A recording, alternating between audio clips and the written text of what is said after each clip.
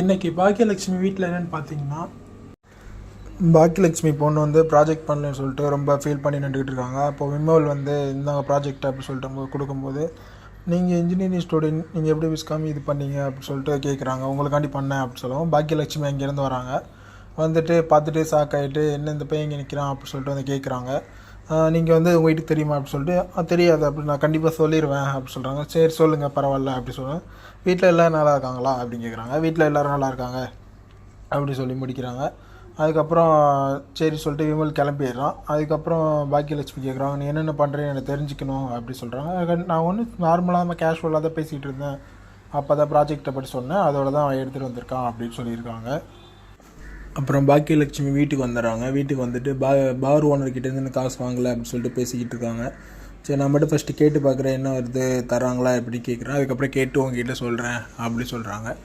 அப்புறம் ஜெனி வந்து கேட்குறாங்க, நான் அவங்கக்கிட்ட ரொம்ப குழந்தை அழுகிறத பற்றி ரொம்ப ஹார்ஷாக சொல்லிட்டேன், அது வந்து அவங்க ஃபீல் பண்ணாங்களா, அவங்கக்கிட்ட இது சொன்னாங்களா அப்படின்னு கேட்குறாங்க. இல்லை அப்படிலாம் இது சொல்ல, எனக்கு தான் ரொம்ப கஷ்டமாக இருக்குது, நான் சொல்லிட்டேன், ஆனால் அது அவங்க எப்படி எடுத்துக்கிட்டாங்கன்னு தெரில, குழந்தை அழுகுது அப்படின்னு சொல்லிட்டு.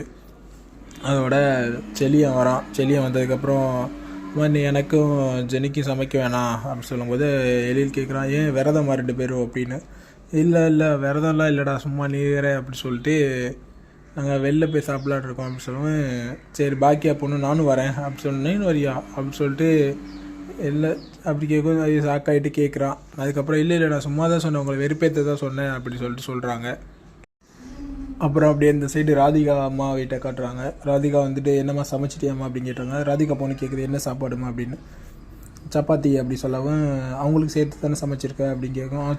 சமைச்சிருக்கேன் மதியானம் மாதிரி கீழே கொட்டுறதுக்கா அப்படி சொல்லிட்டு கேட்டுக்கிட்டு இருக்காங்க. அதோட சரி சொல்லிட்டு அங்கேருந்து கோபி வராரு. கோபி வந்துட்டு ஸ்நாக்ஸ் வாங்கிட்டு வர்றாரு. அதை அவங்க ராதிகா பொண்ணுகிட்ட கொடுத்துட்டு, அப்புறமா ஒன்று சாப்பாடு வாங்கிட்டு வந்திருக்கமா, 2 பேர் வாங்க சாப்பிட்லாம் அப்படின்னு சொல்லி விளையாடுறீங்களா அப்படின்னு சொல்லிட்டு ராதிகா கேட்குறாங்க. இங்கே எல்லாரும் சமைச்சு வச்சுருக்கோம், முன்னாடி சொல்லியிருந்தேன் நான் சமைச்சிருக்க மாட்டேன்ல, நீங்கள் எதுக்கு வாங்கிட்டு வந்தீங்க அப்படின்னு கேட்குறாங்க.